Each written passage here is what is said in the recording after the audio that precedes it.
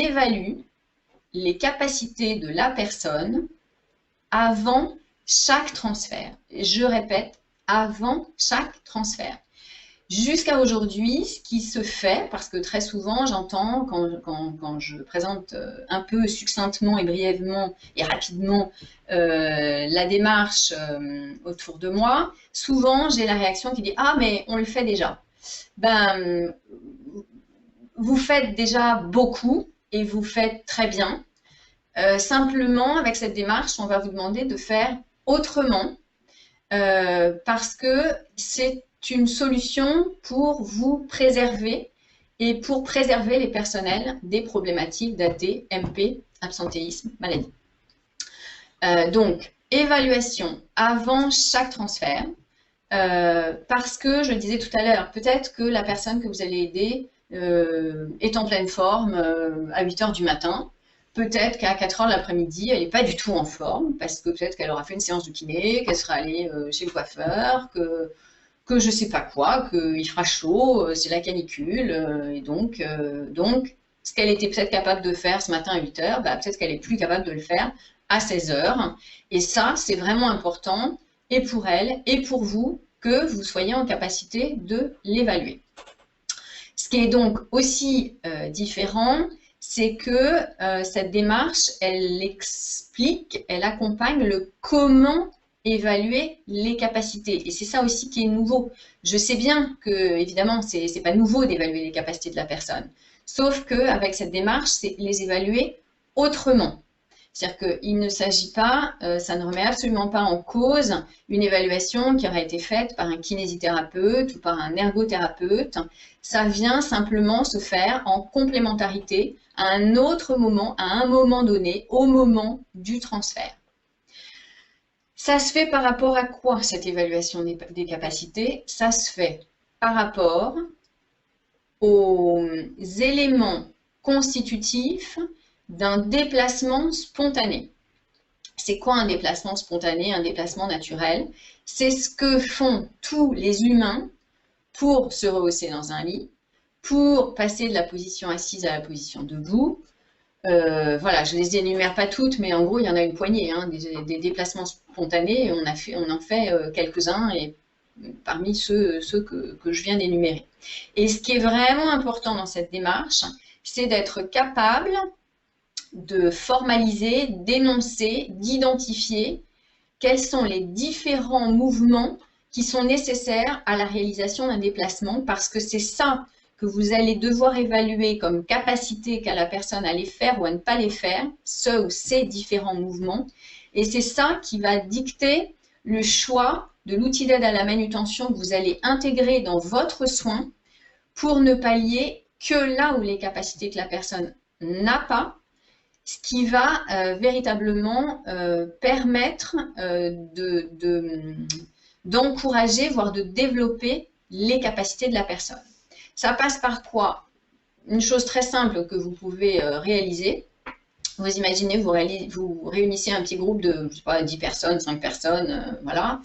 Et il y a, pendant qu'il y a, enfin, chacun à son tour passe, réalise le déplacement, et les autres observent pendant ce temps-là, et vous allez voir que tout le monde va faire les mêmes mouvements pour réaliser le déplacement. Donc c'est là que vous allez, ça va prendre aussi du sens par rapport à ça, et ça va aussi vous aider à identifier ces différents éléments constitutifs de chacun de ces déplacements.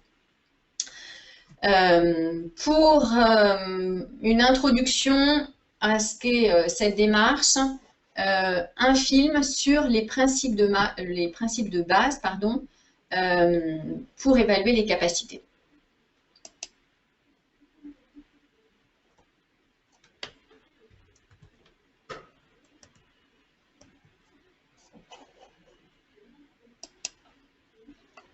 Nos gestes au quotidien, même les plus simples, sont composés d'une série d'actions élémentaires.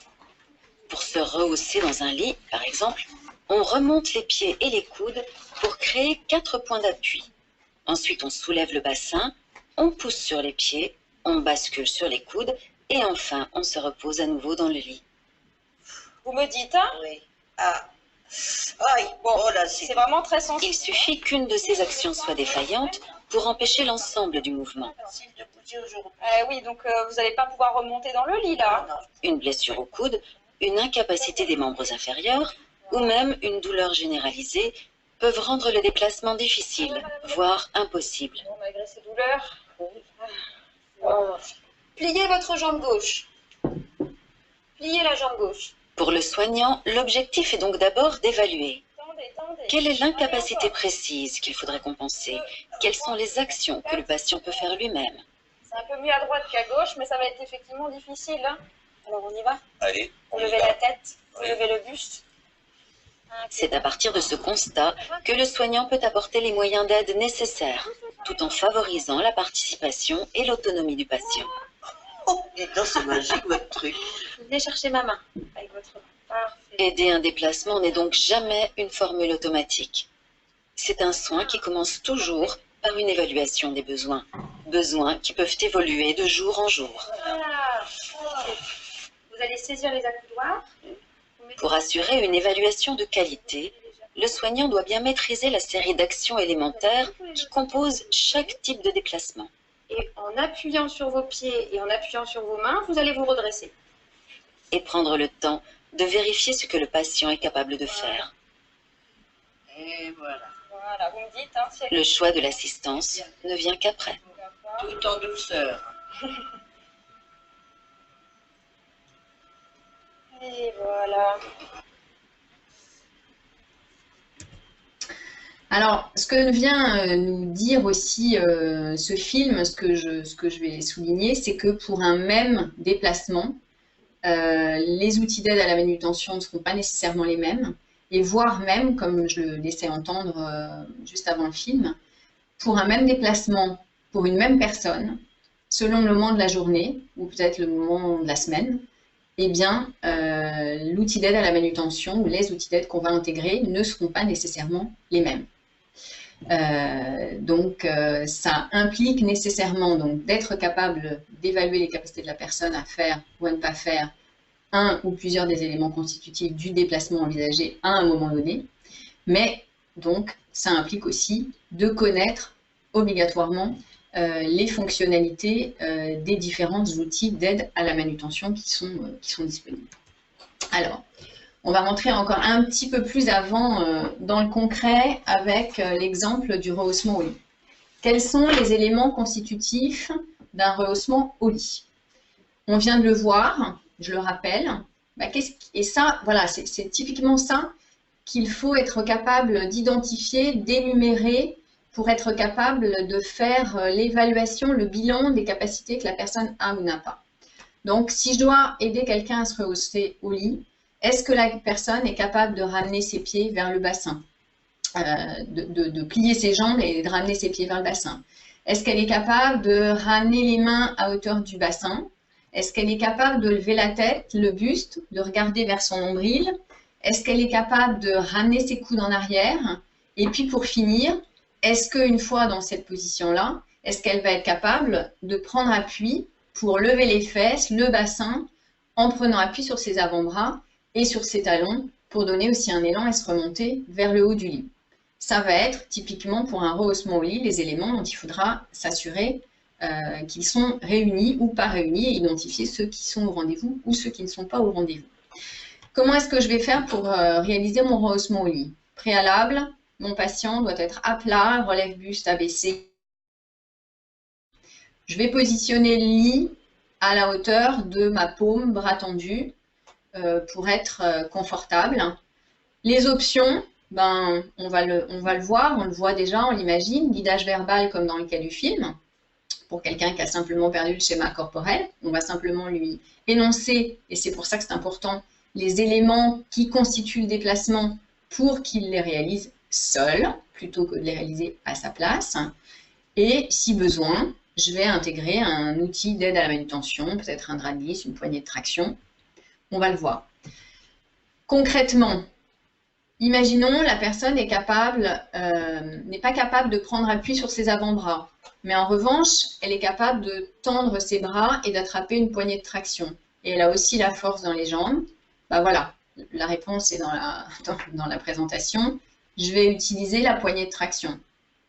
Si la personne est capable de tendre ses bras, qu'elle peut toujours pas prendre appui sur les avant-bras, mais qu'elle n'a pas de force non plus dans les jambes pour soulever le bassin, et bien à ce moment-là, je vais intégrer un drap de glisse qui sera positionné de la tête aux fesses parce que c'est là où ça frotte.